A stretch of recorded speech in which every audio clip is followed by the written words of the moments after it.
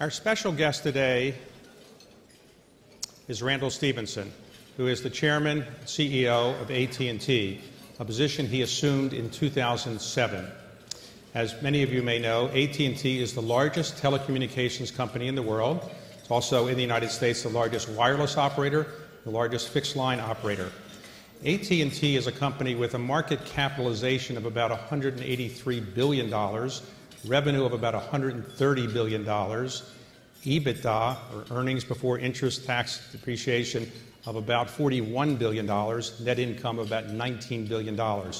Has about 116 million wireless subscribers in the United States.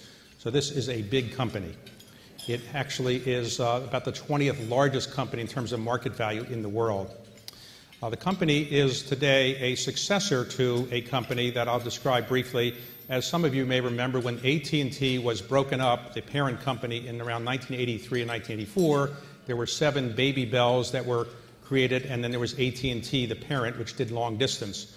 What happened is ultimately one of them, Southwestern Bell, became SBC, and SBC ultimately bought the former parent, AT&T. And that company is the company that Randall Stephenson is now the CEO and chairman of. He is also the chairman of the Business Roundtable. Business Roundtable is an organization of leading companies in the United States. It has its president is here today, John Engler, former governor of Michigan.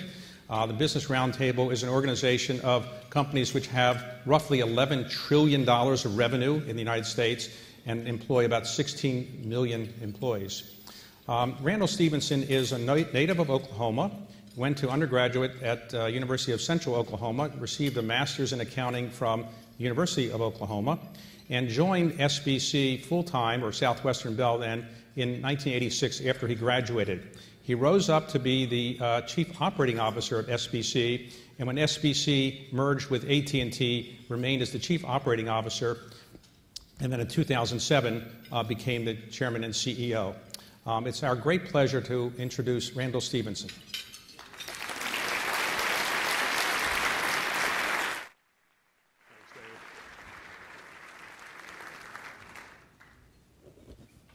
Thank you, David.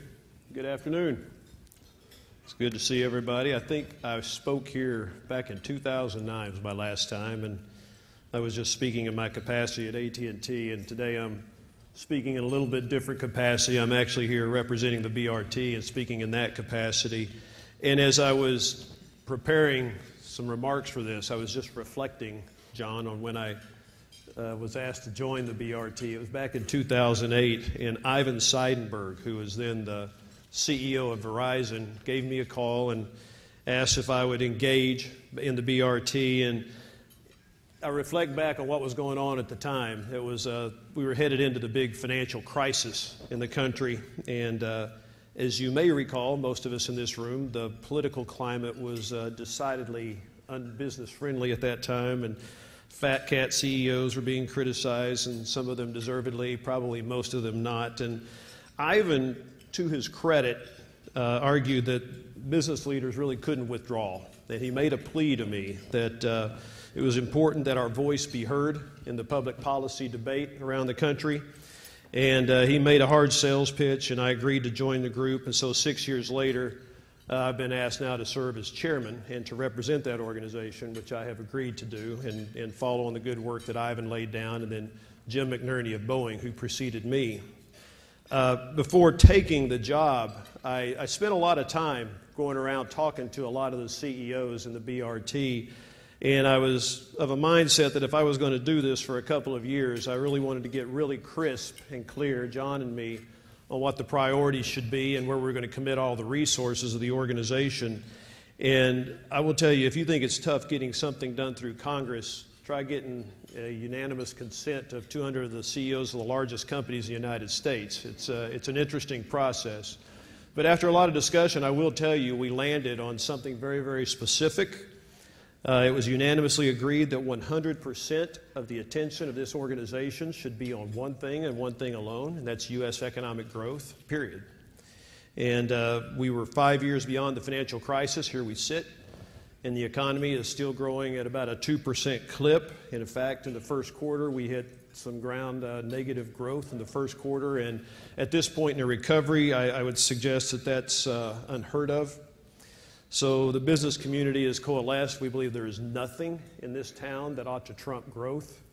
Without economic growth, safety nets become irrelevant, health care becomes unaffordable, retirement benefits are frankly unsustainable. In fact, just the position as the reserve currency in the world is a function of our economic growth and our economic strength in the global community. So we're looking at everything that we do through the eyes of growth and growth alone. And there have been, even of late, some people very prominent in this town, some economists, who talk about this 2% growth as being the new normal. And I just think it's important that we not confuse normal with acceptable. And the idea that something is settling into a pattern and that now becomes normal, to us, ignores what is achievable and what is achievable with just some very specific action.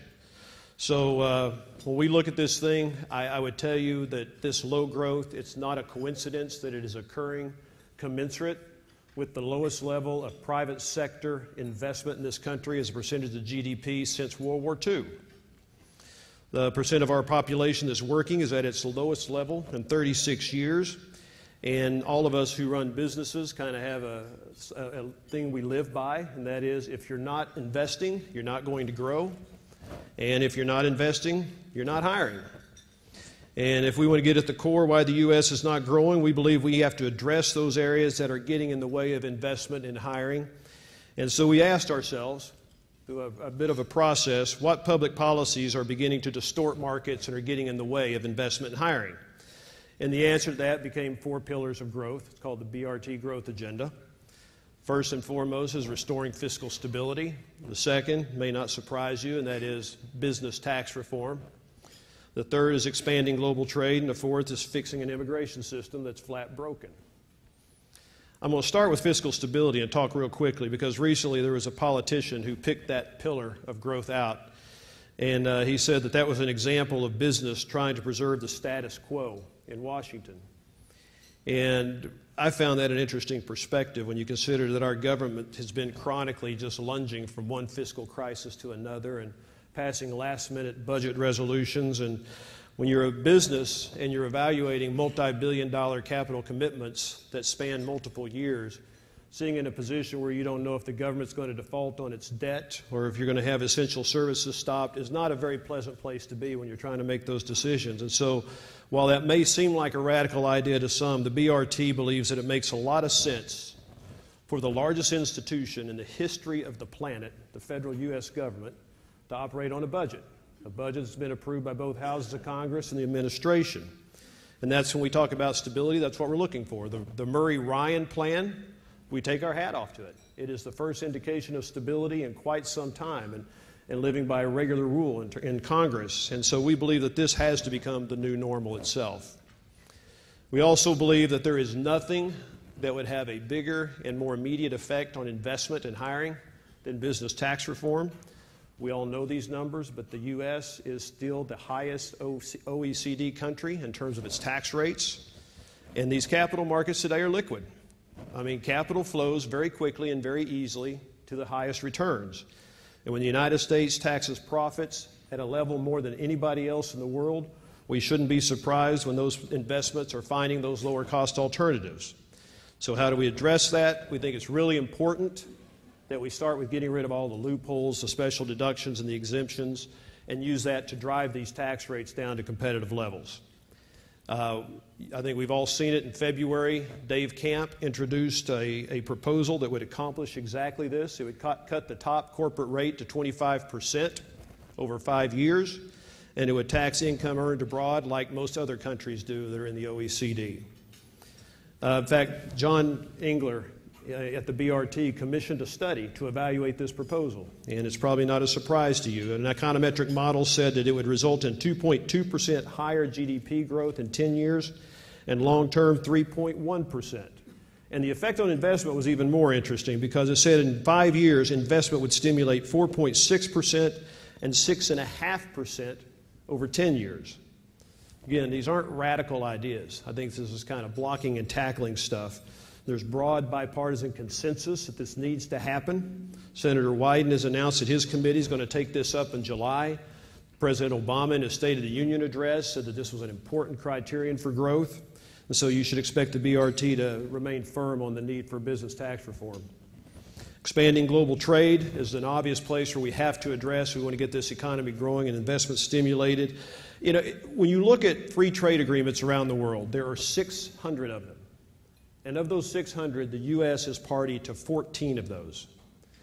And when you represent 4% of the world's population, and you're an economy that has always been dependent upon trade, we find that a bit disconcerting. The U.S. has the best run businesses and the best skilled workforce in the world, and we cannot and we should not be afraid of free trade. We believe customers, consumers, and workers both benefit in environments of free trade, so you should assume we'll be actively calling on Congress to pass trade promotion authority for the president and give him the authority to negotiate these deals, just like every president since FDR has had. And then last, and I'll just be very brief on this, but it's the thorniest right now, and that's immigration. This has become really an emotional issue around the country, and it's a hard one, and I wish it were one that would just simply go away, but it's not going to go away. We're going to have to deal with this. Interestingly enough, in spite of what you see in recent elections and so forth, the American public, 70% of the American public, both Democrat and Republican, support immigration reform. We have 11 million undocumented immigrants in this country right now, and obviously any conversation about immigration has to begin with enforcing the border. That's critical. But then the next logical question is, what do you do with the 11 million people? And the fact of the matter is, we aren't sending them home. And not only is it impossible to send them home, but I believe it flies in the very face of what we stand for as a country, what we have always stood for.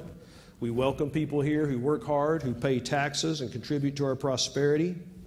We have a higher education system that is still the envy of the world, and that system is educating more foreign students each year. And we have these really strict limits on H-1B visas that are ensuring that these people receiving these world-class American educations are going to work in countries that are competing head-to-head against us. And I just question how that makes any sense for any of us.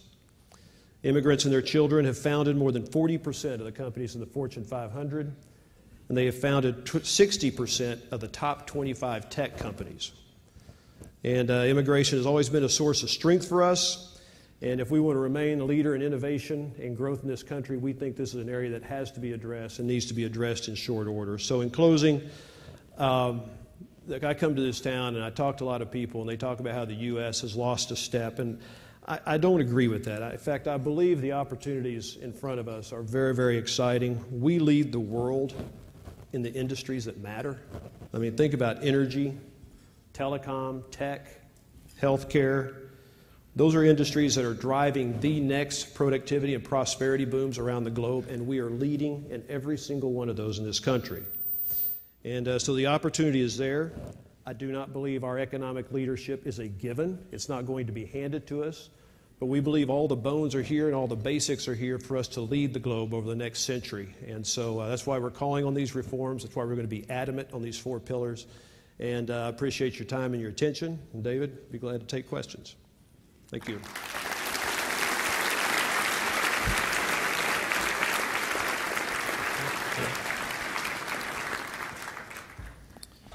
Okay, well, thank you very much. I hate to be like the reporters at the White House who, after a president gives a speech, they ignore the speech and ask him questions about something else.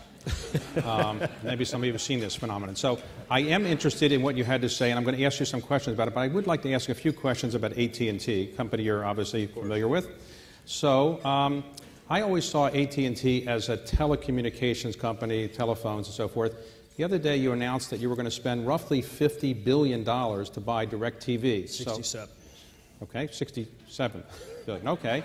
All right. Well, I was trying to get you a discount. All right. So you're late for that. I wish you'd been too around a late. couple weeks Okay. ago. So 67 billion. And why are you going to spend that much money for a television programming company? The answer may surprise you because the mobility business here in the U.S. has been stunning. What's happened over the last 6 or 7 years. I mean, I think about, you were going through my bio. I started this job in 2007, and at that time, not a one of you in this room owned a smartphone because they really didn't exist. And we spent 6, 7 years. We poured $150 billion into these networks, all about delivering a mobile internet, right? And so making sure that you guys can all access the internet data and information you need on these mobile devices and tablets, and spent a lot of money creating that. And what is happening now, and we announced a year ago that the shift has happened, and the mobile internet, mobile data is no longer what's going to drive this industry and what's going to drive your industries. It's mobile video. And the ability to deliver video over all of these devices is just happening at an alarming rate. You look at our networks today, and well over half of the traffic that flows across our networks is coming from video. And so as you think about a business that is going to be video-centric and video-focused, you want to have scale in video at the programming side to be able to take advantage of this. And so we're buying Directv. Directv comes with a lot of assets and great things. First of all, they have 20 million video customers. And that's a great place to start if you're going to build a mobile video business. Okay. So today, as I was trying to describe the history of your company, you were originally SBC, which was a regional operating Baby Bell. Today, what percentage of your revenues or earnings come from wireless, and what percentage come from fixed, which was your original business? So I don't split the two that way. I think of wireless and broadband, all right? Wireless and high-speed data, because that's what drives our business today. And the whole business is about those two areas. And so when I started, when you mentioned it, 1986, the company had no mobile phones and we had no broadband customers. The services really didn't exist at that time. Today, those services represent 82% of our $130 billion revenue stream. So is it an urban myth, or is it true that AT&T really invented in its labs the wireless system for wireless telecommunications, but decided there was no market for it, and so it didn't really pursue it? Is that true or not? There's been a lot documented about it. At the time of the divestiture that you talked about, when AT&T was split and the 7 regional Baby Bells were created, when the assets were being divvied up, this wireless spectrum, which is what is required to be in this business, they were saying, where does this go? And it was kind of not given a whole lot of consideration. And it was given to a lot of the Baby Bells at divestiture. That wireless spectrum became the basis on which we built our mobile businesses. So the rumors and so forth, the stories you hear, go back to that spectrum was there wasn't a lot of value attributed to it. And if you had to recreate that spectrum today, it'd be billions. In the old AT&T, the original AT&T, there was Bell Labs, which did a lot of the research and R&D, and they had 8 Nobel Prize winners work there and so forth. What do you do for R&D now? Do you have an equivalent of Bell Labs that helps you with new technology ideas? Yeah, we have, it's called AT&T Labs, and we have a lot of different areas of the labs where they focus on some original research, some on new product capabilities, some just on product certification. And so the classic labs function that you would expect. But then what we've created in this world of mobile internet we were talking about is think about where the research for the mobile internet happens. It happens out in Silicon Valley. And it happens in Israel, big time in Israel. And so we have opened foundries. And these are places where we set up our latest and greatest technology, our fiber deployed technology, our latest wireless technologies. And we set these up in these foundries, and particularly the one in Palo Alto. And all the Silicon Valley folks bring their new capabilities in. They test, they trial on ours, and we work together to create a lot of new capabilities. And we've launched some really exciting services out of these areas. Can you tell us anything that you're going to announce in the future that you haven't announced yet that you might want to give us to watch telephones or anything? No, I can't. Not today. I can, but I won't. Yeah. Okay. All right. Well, there was a rumor that you might announce something with Amazon tomorrow. That's just a rumor?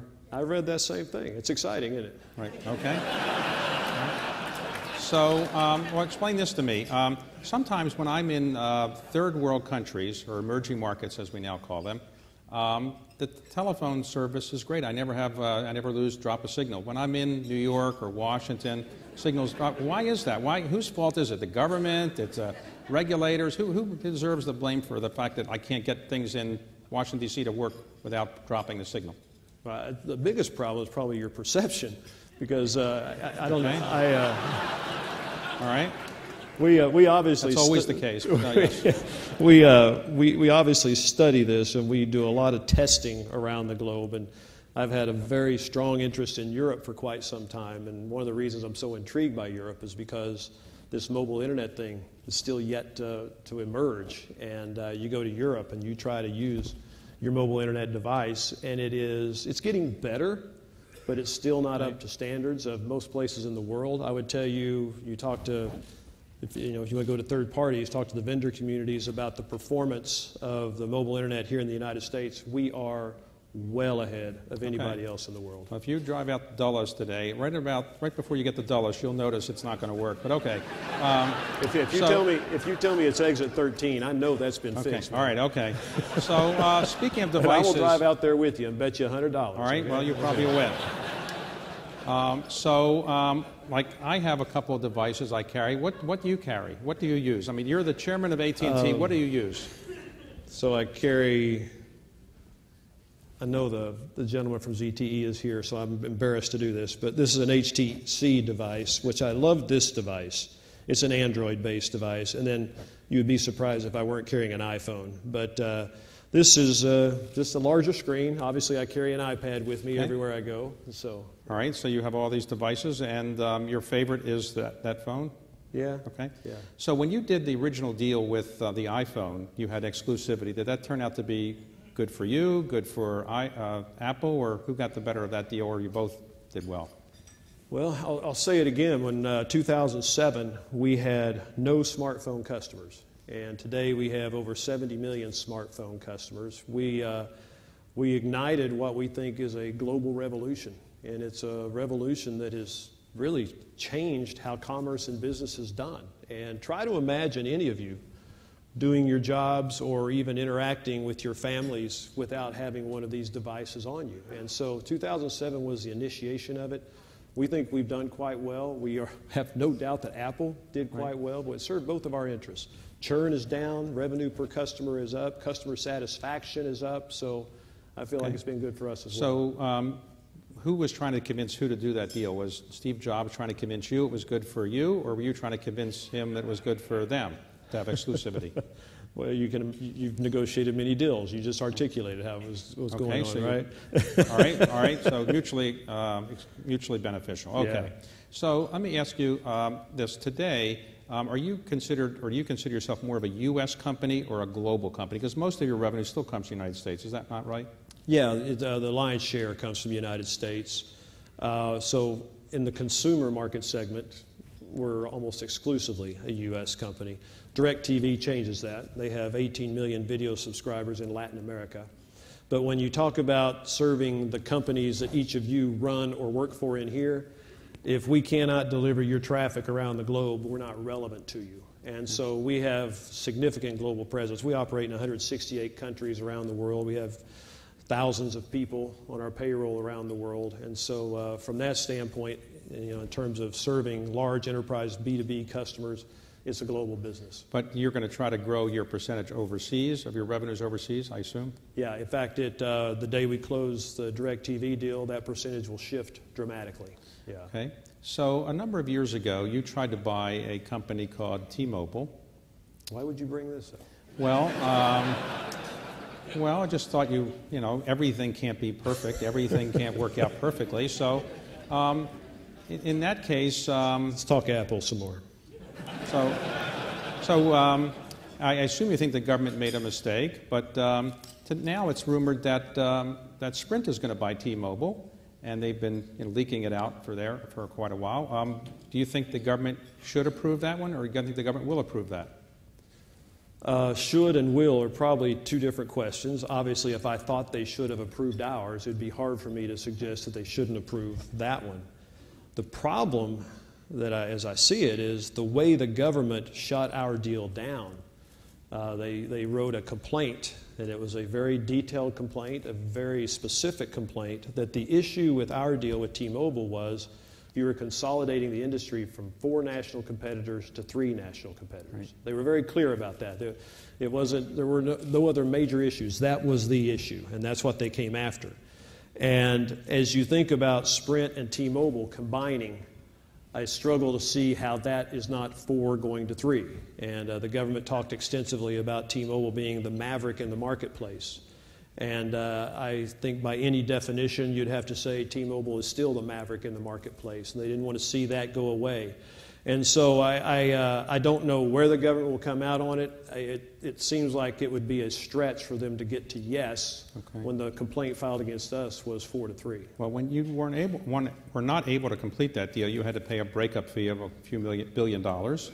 And it's rumored that if Sprint and T-Mobile go together and that deal doesn't work out, that once again, T-Mobile will get a couple $2 billion breakup fee. So pretty good business model, isn't it? I wonder if that's their specialty. Okay.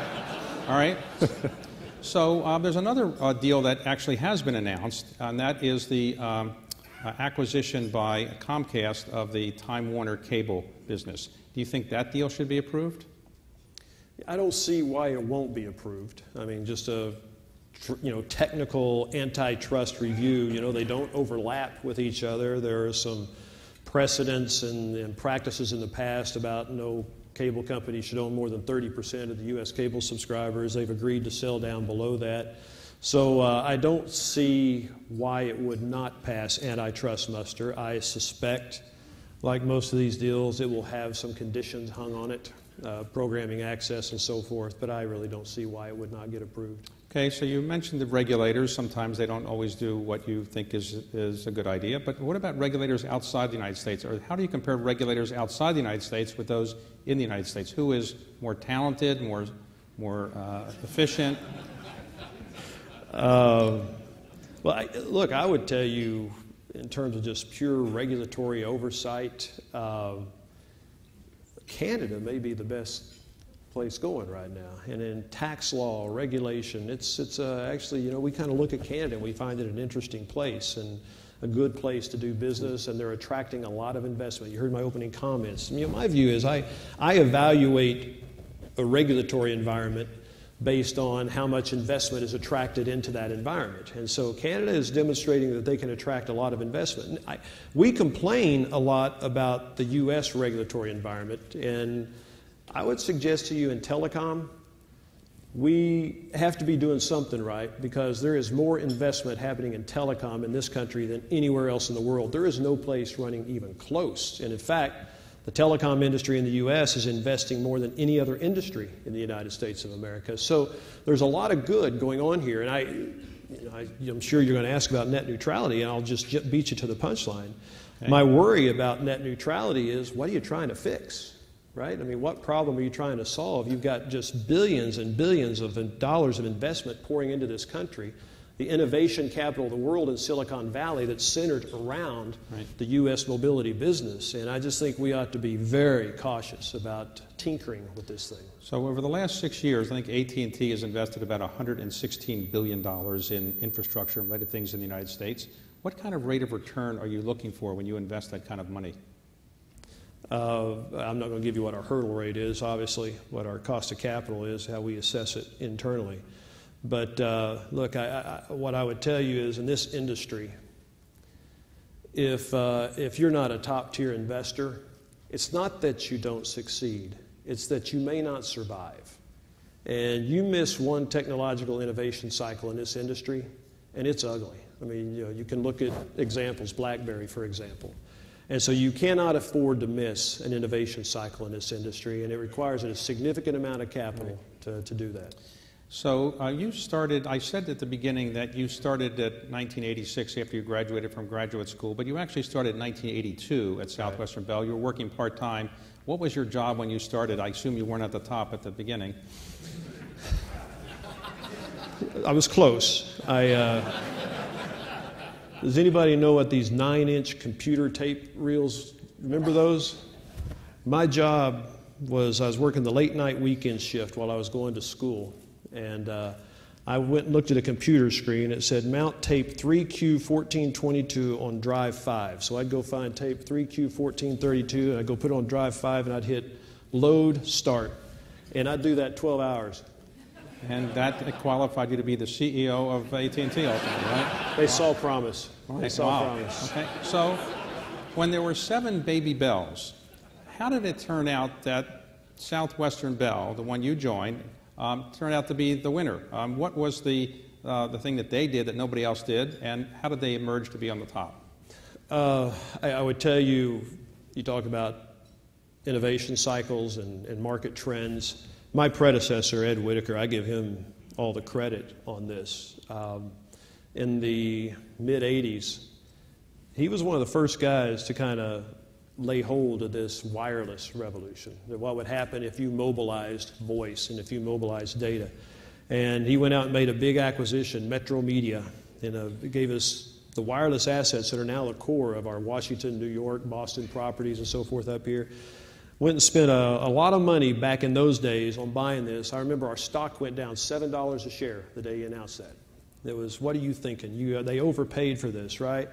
And but that became the platform on which we grew the mobility business. Then Ed, after the Telecom Act of 1986,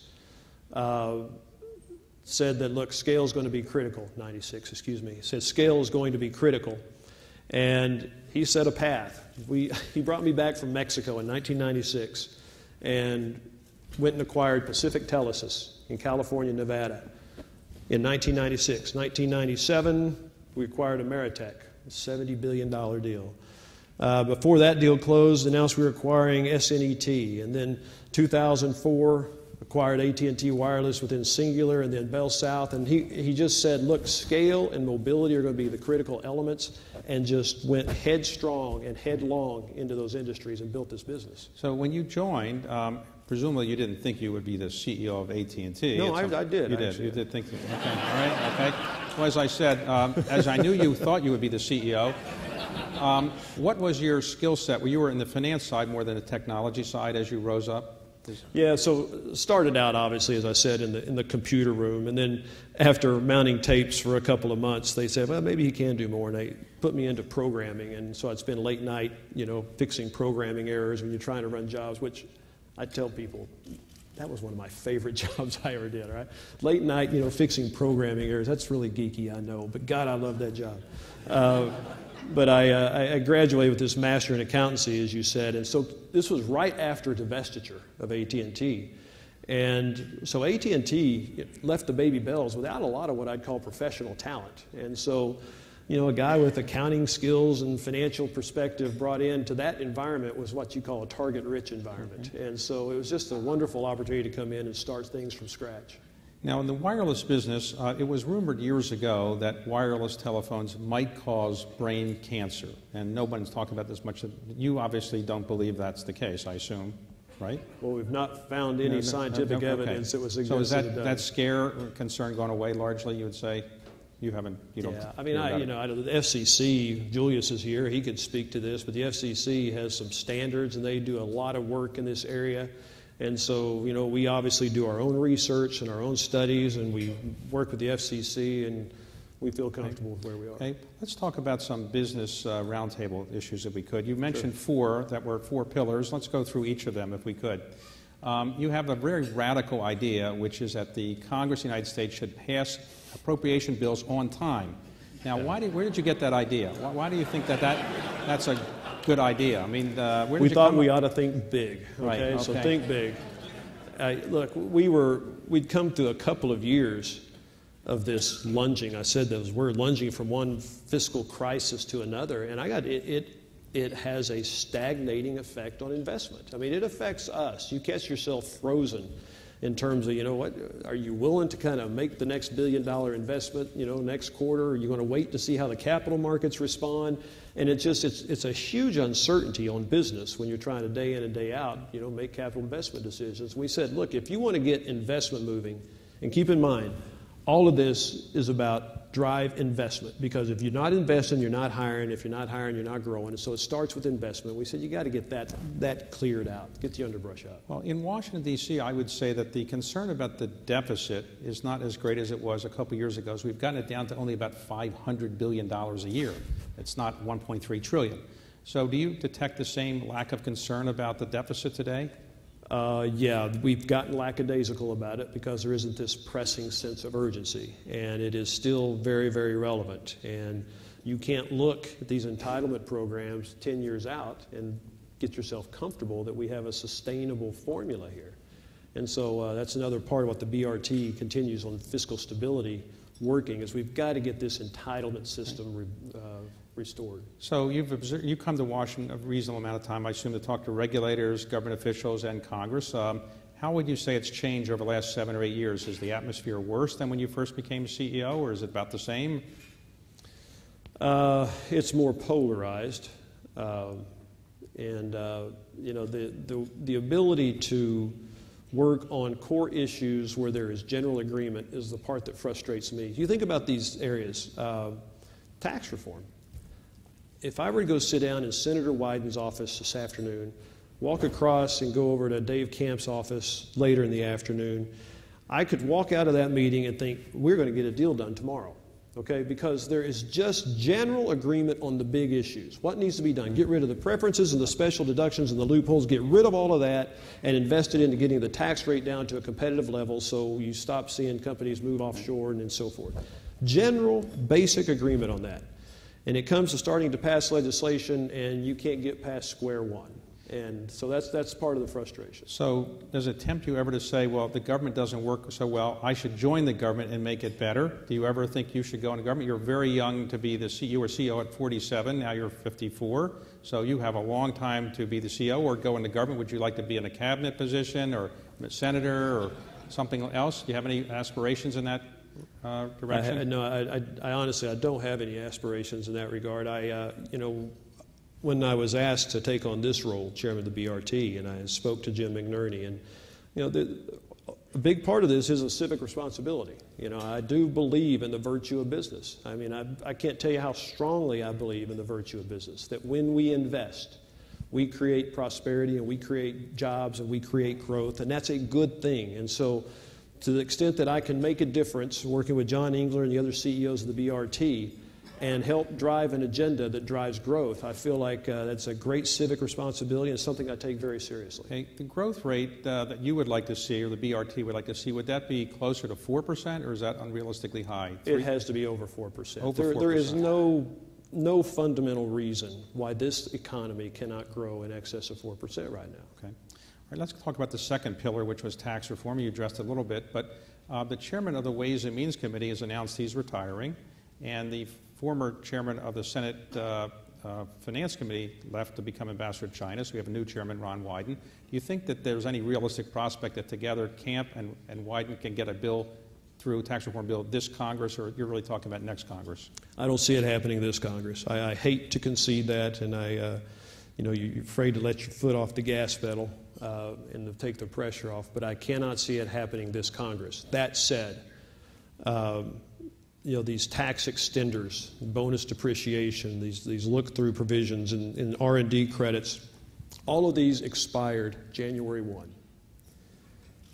Corporate America, all of our tax bill, and it's all taxes tied to investment, bonus depreciation, all of our taxes went up significantly January 1. And I hear the economists talking about weather and the effect of the weather on Q1, and it did have an effect. We saw it in our business.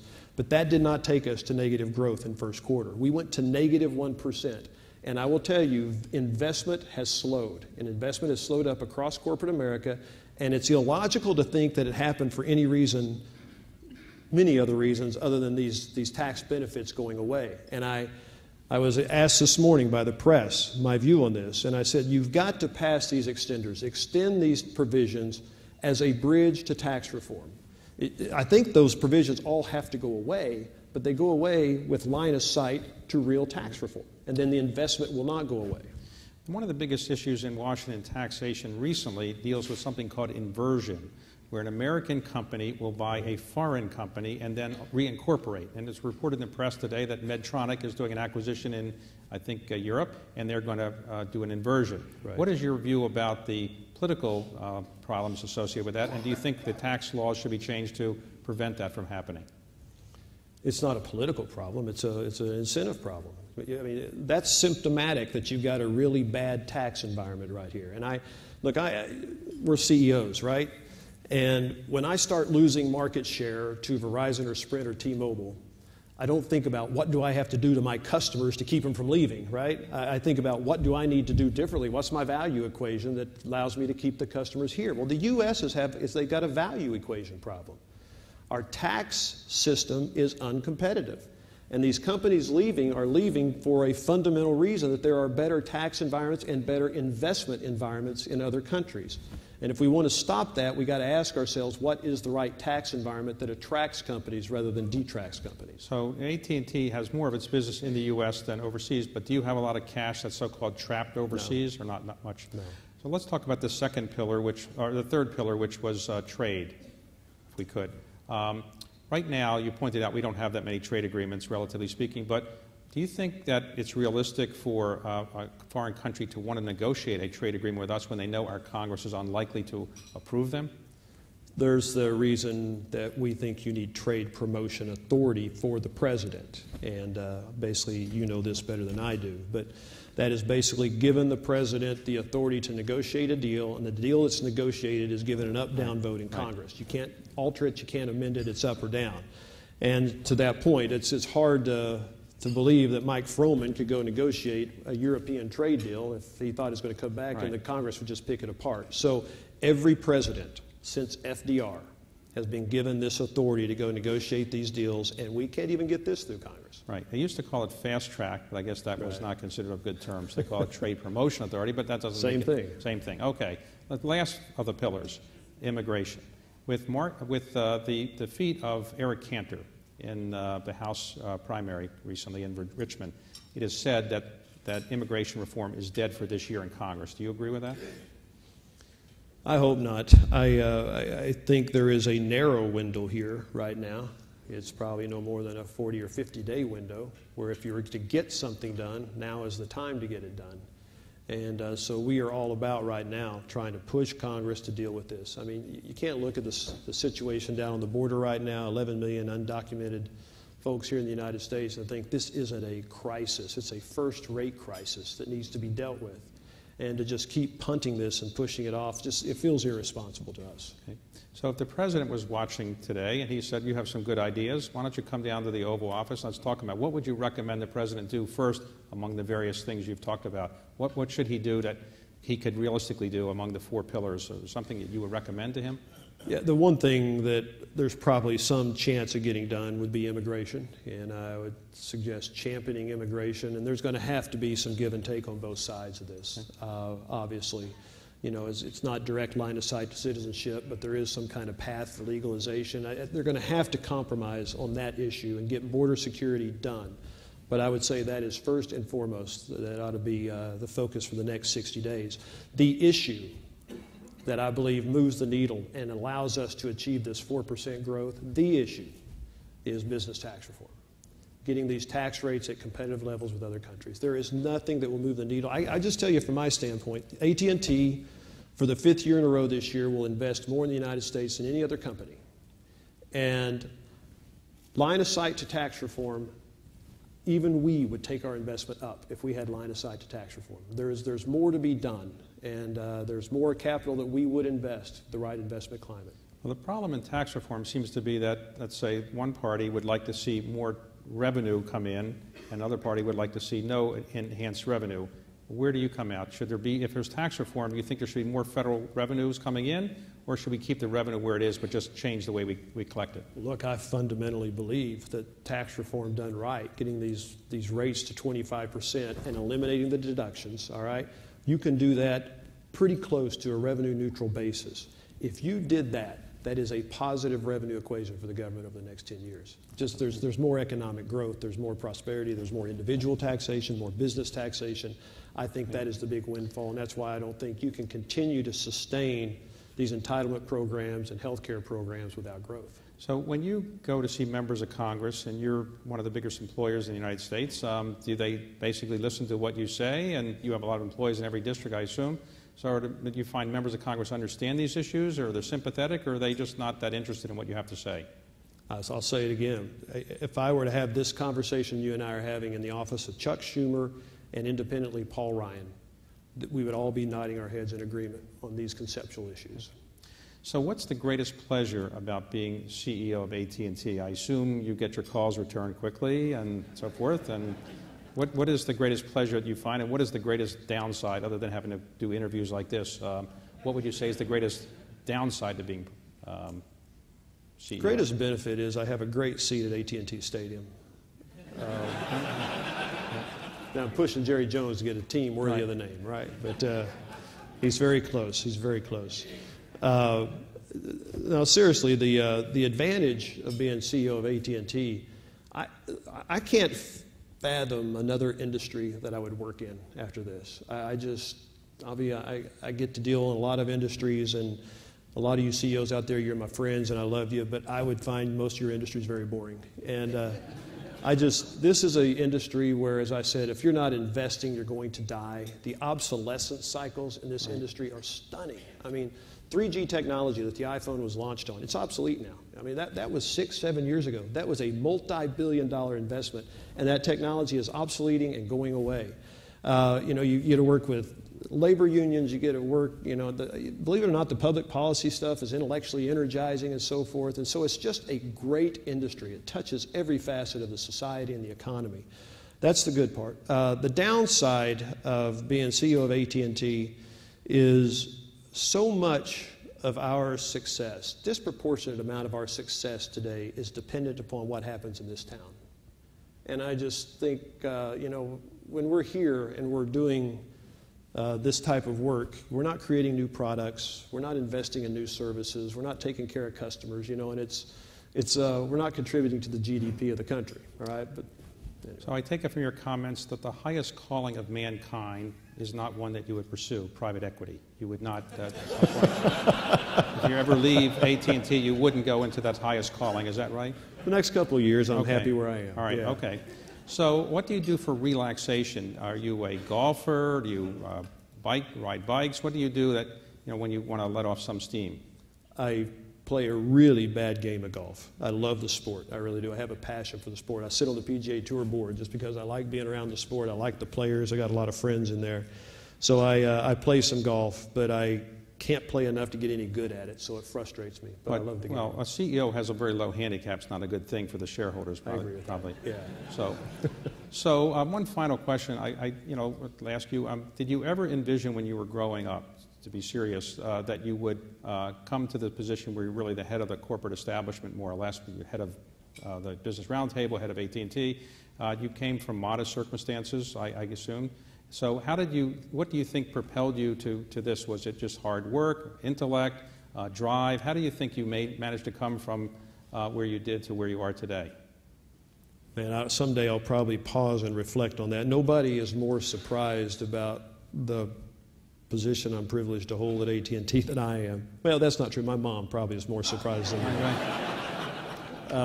So I honestly do not know, David. It's, like I said, someday I'll reflect on it. But I've been very, very fortunate. I've been given great positions. I've got to see every piece of this company, of AT&T, at one time or another. And that's probably one of our new employees I just saw in the back. If I could give any counsel or guidance to young people is, don't worry about your next job. Just make sure the next job is you see another piece of the business and learn the business from the ground up, because it's a great privilege. Thank you very much for being our guest. Thank you.